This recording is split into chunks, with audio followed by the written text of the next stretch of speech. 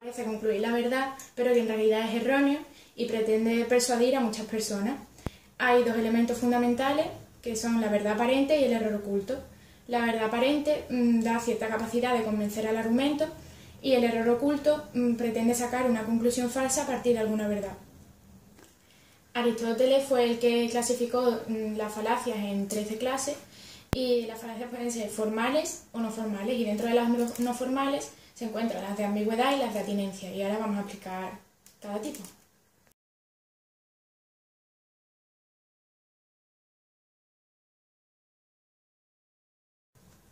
Los razonamientos formales son razonamientos estructuralmente no válidos que pueden confundirse con razonamientos válidos debido a su semejanza.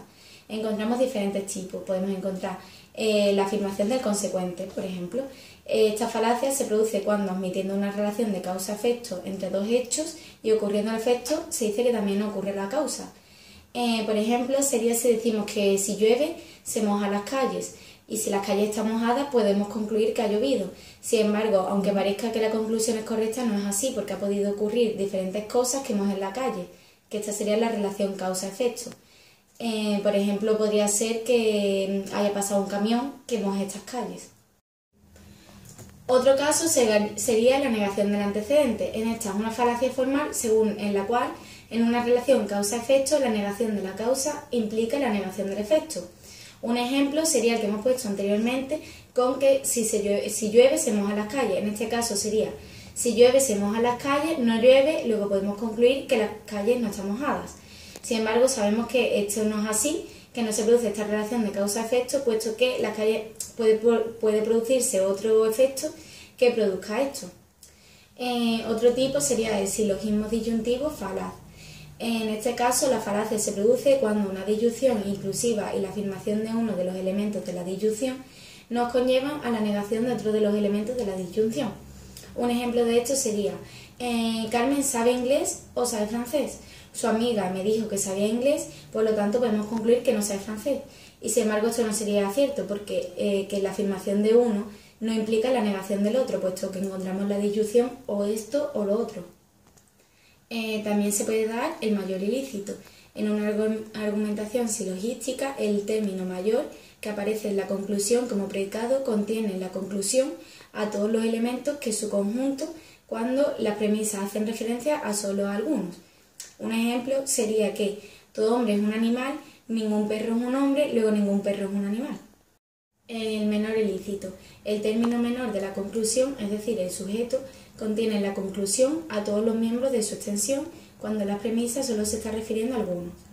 Un ejemplo sería que todos los alemanes saben alemán, todos los alemanes saben europeo, por lo cual podríamos concluir que todos los que saben alemán son europeos. Sin embargo, sabemos que puede haber alguien no alemán que hable el idioma alemán y que no sea europeo. Distribuido.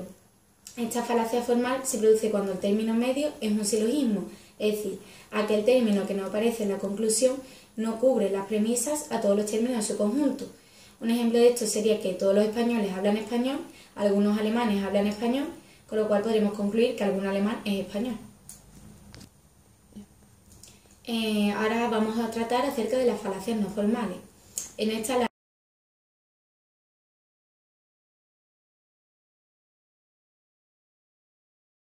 la lógica informal o la lógica no formal nos habla del estudio de los argumentos naturales y en oposición al estudio de los argumentos de una forma técnica o artificial. Esta sería la lógica formal. Esta parte de la lógica se dedica principalmente a diferenciar entre formas correctas e incorrectas en que se desarrolla el lenguaje y en el pensamiento cotidiano, en especial al estudio de los procesos para obtener conclusiones a partir de la información dada.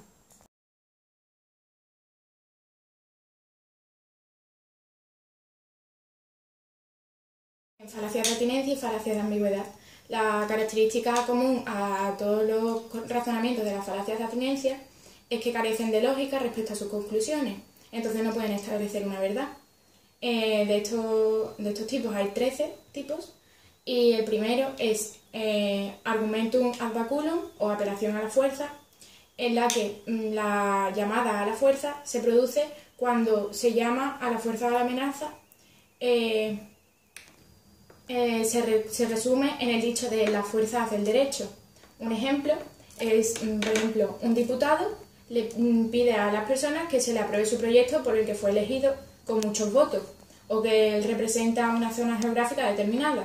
Lógicamente, estas consideraciones no tienen nada que ver con los méritos del proyecto cuya aprobación trata de lograr, pero desafortunadamente pueden ser muy persuasivos. Es el argumentum ad hominem ofensivo, que mediante él se intenta rebatir una afirmación o negación debido a que está en contra de la persona.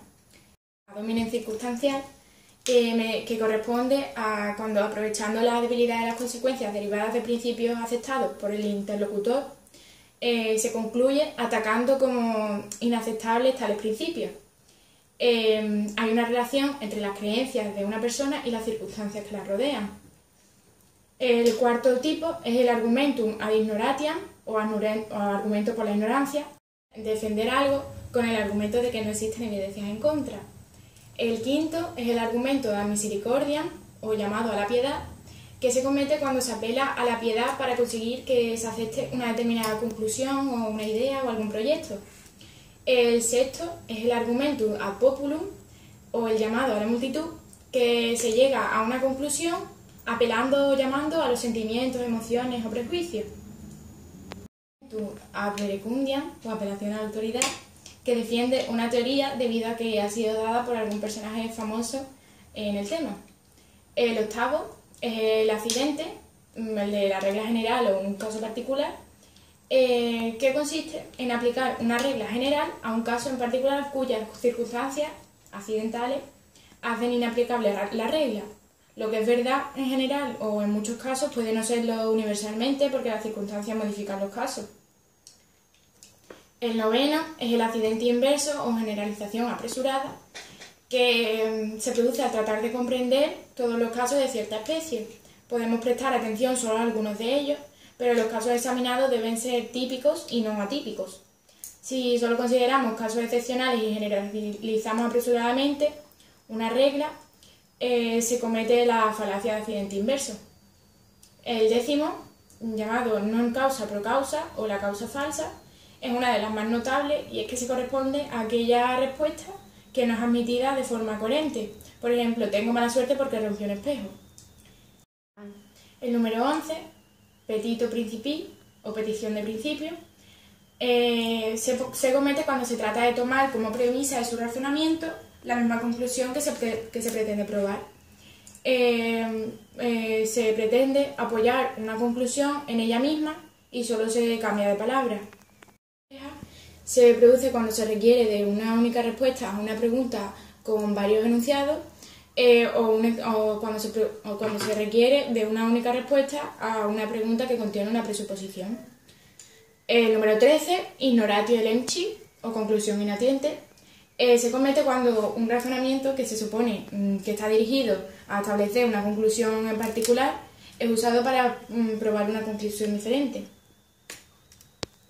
Tenemos más ejemplos en el trabajo escrito que hemos realizado. Dentro de las falacias no formales encontramos también las falacias de ambigüedad, que son conocidas también como falacias de claridad y aparecen en razonamientos cuya formulación contiene palabras o frases ambiguas, cuyos significados oscilan y cambian de manera más o menos sutil en el curso de la exposición del argumento. Encontramos 5. El primero de ellos es el equívoco, que se trata de un razonamiento que es falaz por equívoco cuando, sin darnos cuenta, se usa dentro del mismo contexto una palabra con diferentes significados literales. El segundo tipo que encontramos es la anfibología, que un enunciado es anfibológico cuando su significado es confuso debido a la manera descuidada, torpe o incorrecta en que sus palabras están combinadas. Un enunciado anfibológico puede ser verdadero en una interpretación y falso en otra. El tercero es el énfasis, que consiste en el cambio de significado de un enunciado como consecuencia de resaltar o destacar enfáticamente alguna parte del mismo, de tal manera que dicho enunciado tendría una interpretación diferente si se le formulara sin énfasis alguno. El cuarto tipo se trata de la composición. La falacia de la composición se aplica a dos tipos de razonamientos inválidos íntimamente relacionados entre sí. El primero puede escribirse como llevar el razonar falazmente a partir de las propiedades de las partes de un todo a las propiedades del todo mismo. Este caso sería como cuando cada uno de los barcos de una flota están listos para la batalla, la flota entera está lista para la batalla, que es un poco más confuso. El quinto y último tipo se trata de la división. Consiste en el error inverso a la falacia de composición, por lo tanto adopta dos formas diferentes. El primer tipo consiste en razonar falazmente al atribuir las propiedades de un todo a cada una de sus partes. El segundo tipo consiste en atribuir las propiedades de una clase o colección a cada uno de los miembros de la clase o elementos de la colección. También se confunden las cualidades que se atribuyen distributivamente con las que son colectivamente, consistiendo la falacia en afirmar que lo que es cierto de una clase colectivamente también lo es distributivamente.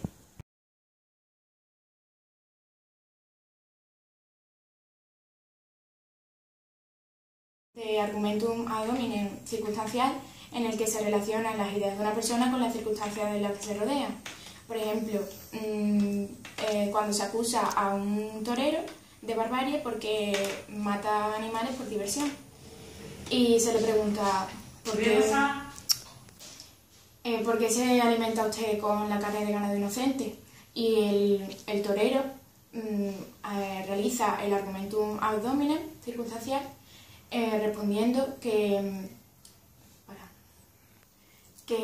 él no tiene que explicarle nada al que le pregunta eso, porque a lo mejor él tiene otras circunstancias, a él le rodean otras circunstancias, por ejemplo, que él no es vegetariano, y el que se lo ha preguntado puede ser vegetariano y no ver bien que mate a los toros.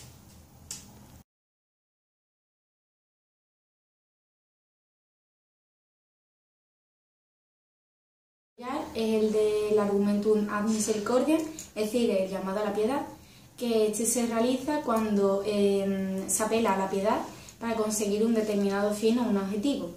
Este caso lo podemos hacer esquematizado, en el que tenemos un compañero de clase, por ejemplo, que esta persona ha tenido a lo mejor problemas familiares donde sus padres se han divorciado.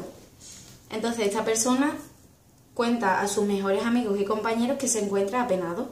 Por lo tanto, a sus compañeros o a su mejor amigo, si por otro lado le mandan algún deber o algún examen que tenga que realizar en clase, esta persona va a pedirle a su compañero que realice estos deberes escolares para él poder llevar a cabo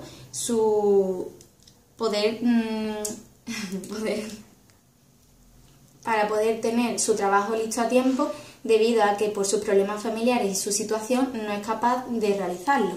Y este mejor amigo, por el cariño que siente por esta persona o por la pena, al final terminará haciéndolo, y esta persona podrá realizar la conclusión que él quería, es decir, que le realicé el trabajo a base de la pena del sentimiento que él sentía y el cariño que también le tenía a su amigo.